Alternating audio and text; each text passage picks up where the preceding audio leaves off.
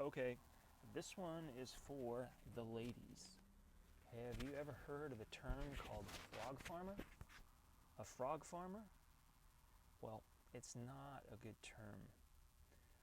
There's probably more, there's probably nastier things to call a woman, and we're not going to do that here today. But a frog farmer is, well, quick story. There's a young princess. She goes down to the water to just to relax. So she goes down to the pond to relax, and when she gets down there, she looks down and there's a frog sitting there. And the frog says, hello, princess. I used to be a prince, but an evil witch came by and turned me into this frog. But if you kiss me, I will return to my handsome state, and, happily ever after we shall live. And she reaches down and kisses him, and boom, there he is. He's the man, and they live happily ever after. Now, a frog farmer is a lady who does just the opposite. She takes a perfectly good prince, guy has got some good potential, and she turns him into a frog. How does she do that? Well, she doesn't know men, and she has been brainwashed by the garbage that's put on television today. She has been brainwashed by what I call false flag feminism, which is not a true feminism. A true feminism would celebrate women doing home crafts, working with kids, and working with food and nurturing and looking after people, taking care of people. And that's not what feminism does today. It says, hey, you can go and work 40 hours a week and then come home and have a family and be just as happy. You can do that. It's called slavery.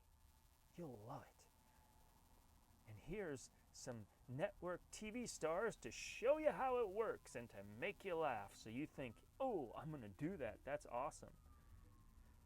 But a frog farmer is a woman that doesn't know men, and she emasculates men because she's hyper-masculine. And if she's masculine, she's going to repel other masculine. Here are some key ways that a woman emasculates a man. Number one, she interrupts him, doesn't let him finish his conversation.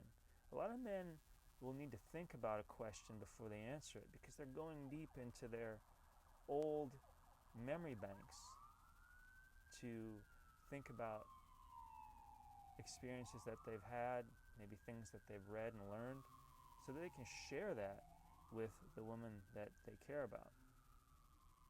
But the other thing that frog farmers do is they assume that men should be hairy women, that they should have feelings like women. And you cannot expect a man to be feeling. Sure, men have feelings, but that's not the primary motive. If men are in their feeling motive most of the time, you know what happens? It's not good. Men can't operate from their feelings because they'll never achieve anything. Men are expected to take their feelings, mash them down, and do the mission. This is why men go off to war. This is why men climb mountains. This is why men fly fighter jets. This is why men jump out of hot air balloons at 100,000 feet. This is why men just do things. Why do they call it testosterone? Because it's meant for men to test reality. That's what testosterone is for. How else women become frog farmers? They don't trust men. They think all men want is sex and that they're going to leave and that it's bad. They also don't believe that a man could have righteous intentions.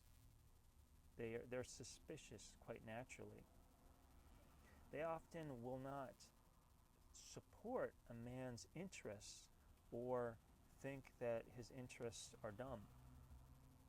Are you starting to get an idea of what a frog farmer is? I highly recommend a book that you should check out. it's Alison Armstrong's book, the the Queen's Code.